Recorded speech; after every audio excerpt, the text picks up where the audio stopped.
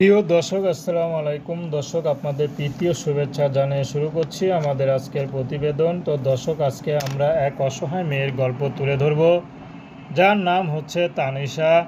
তানিশার বাবা মা কেউ নেই, থাকে তার 12 ভাই বড় ভাবির কাছে। তো বড় ভাই একটু ভালোবাসলেও ভাবি কিছুটাই দেখতে পারে না। সব সময় অনেক অত্যাচার করে, নির্যাতন করে, ঘরে যত কাজকাম আছে সব কিছুই করায়। তানিশার যে বিয়ের বয়স হয়েছে, এত বড় একটা বোন, কিন্তু ভাই কখনো মুখ দিয়ে বিয়ের কথা বলে না। তানিশার খুবই কষ্ট হয়। তো তানিশা এখন ইউটিউব এসেছে ভালো একটা জীবনসঙ্গীর আশায়। যদি তানিশাকে কেউ পছন্দ করে বিয়ে করে, তাহলে ভাই ভাবির আশায় আর থাকবে না। তানিশা নিজেই খুশি করে বিয়ে শাদী করবে। যেহেতু তানিশার জীবন, তানিশা চাচ্ছে যে নিজে পছন্দ করে বিয়ে করবে, সেখানে সুখ হোক আর দুঃখ হোক, ভাগ্যর নিয়তি তানিশাকে অত খেলা করে। তো তানিশা এখন নিজের ভাগ্যকে, নিজের জীবনকে ভাগ্যের উপরে ছেড়ে দিয়েছে।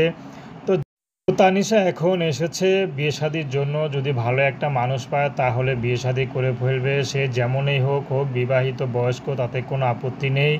যদি তানিশাকে এই দুঃখের থেকে একটু সুখের আলো দেখাতে পারে, তাহলে তানিশা তার কাছে বিয়ে বসতে রাজি আছে। সে যত ছোটো কাজ করুক, ইনকাম কম করুক, তাতে কোনো সমস্যা নেই। তো দর্শক, প্রেম ভালোবাসা, সাহায্য সহযোগিতা, বিয়ে শাদী করা একান্ত আপনাদের ব্যক্তিগত ব্যাপার। আসুন আমরা 5 ওয়াক্ত নামাজ পড়ি, সর্বদা দেশের সেবা করি।